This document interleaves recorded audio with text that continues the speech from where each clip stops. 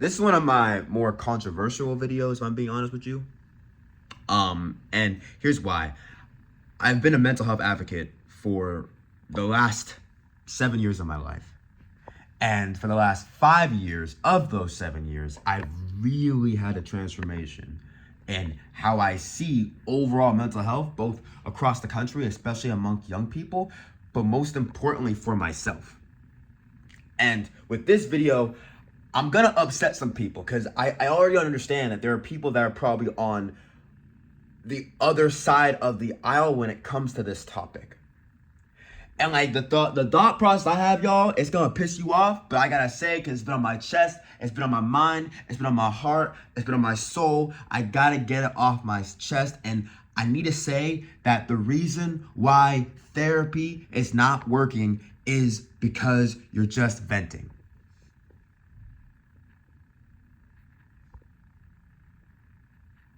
The reason why therapy is not working is because you're just venting. Like, I get it. Like, you gotta. It's good to open up, my friends, and this is hard for me to say because I've really had to go back and forth on this. I myself, I've been in therapy, in and out of therapy since I was 12 years old. Now, therapy is a great tool. It's a great tool, but therapy does not work unless you do.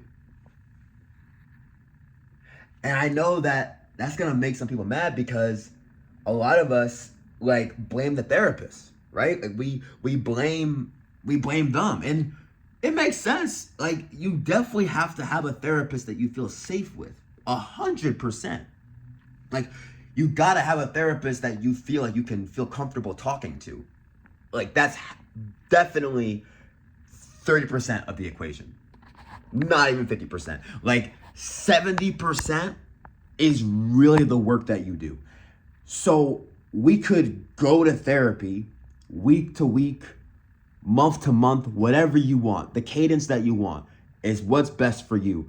But if you're simply just talking about your problems, just like talking about it, like every single session you're just talking about it, and there's no level of action to learn how to better deal with the challenge, what are you doing? Like, what, you're just reopening wounds and not even putting a Band-Aid over it. You're just keep on you're looking at the scar, you're looking at the cut, you're looking what's causing you pain, but you're just pointing at it. You're just like, this hurts, this hurts, this hurts, this hurts, this hurts.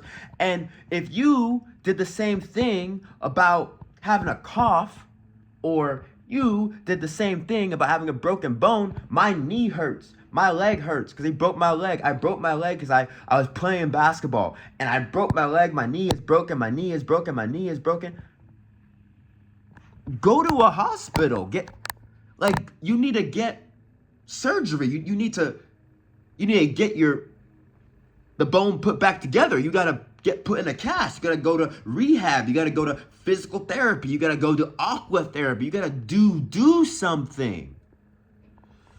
And I'm speaking with passion because I feel to my bones. I feel this truth to my bones. I'm up at 7:30 in the morning in my hotel room trying to talk to you because, yo, we be going to therapy just to talk about our problems. Just to sit there for 45 or 55 minutes and just talk about the wound. Now let me back it up for a second. Like, you need to talk about it. You need to address it. You need to be like, all right, this is what happened. But like, I need you to be real with yourself. Most times it's what's happened. It's not necessarily always what is happening.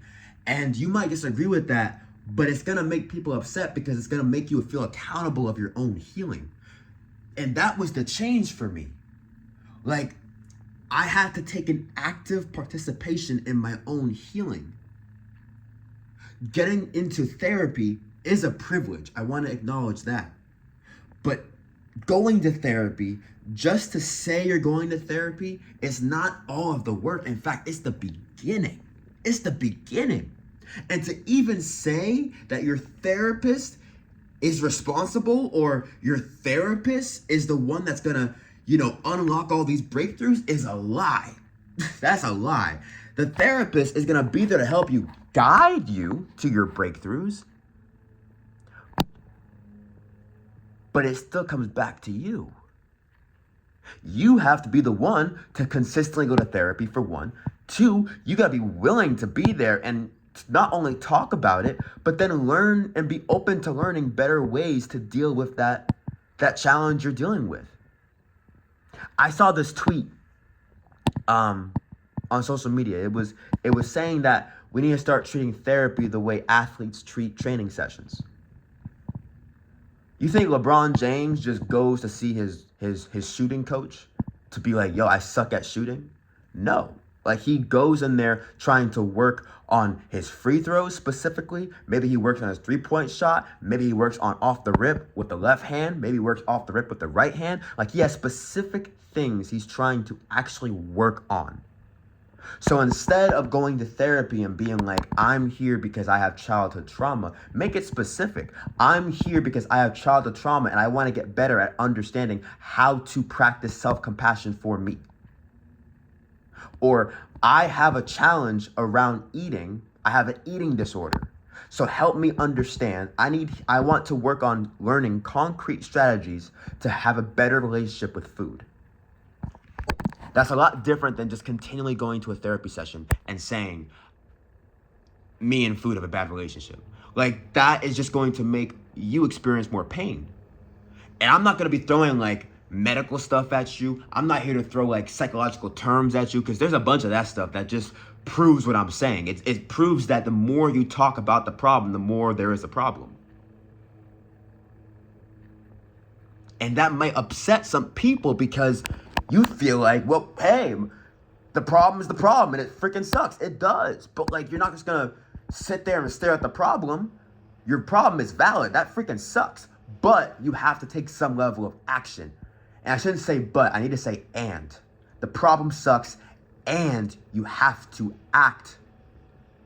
You have to take some level of action. So if I were you, if you find yourself in therapy talking to someone who is equipped, accredited, they're meant to be there to help you, come with actual things you want to learn. If you want to set goals for your therapist, for your time in therapy, because you only have 55 minutes. And to be honest, that's not a lot of time. So you have to understand that these time with my therapist is precious. So if I could spend this time really trying to walk away with some tangible tactics, not to feel fixed, but to actually participate in my healing. Okay? I know that's gonna upset some people. I just know it. I know it's gonna upset some people, but I know I had to say it because it was on my heart, it was on my soul, and I want to share it with you. I invite you with this video to take an active participation, an active role in your healing. Set goals, don't just vent.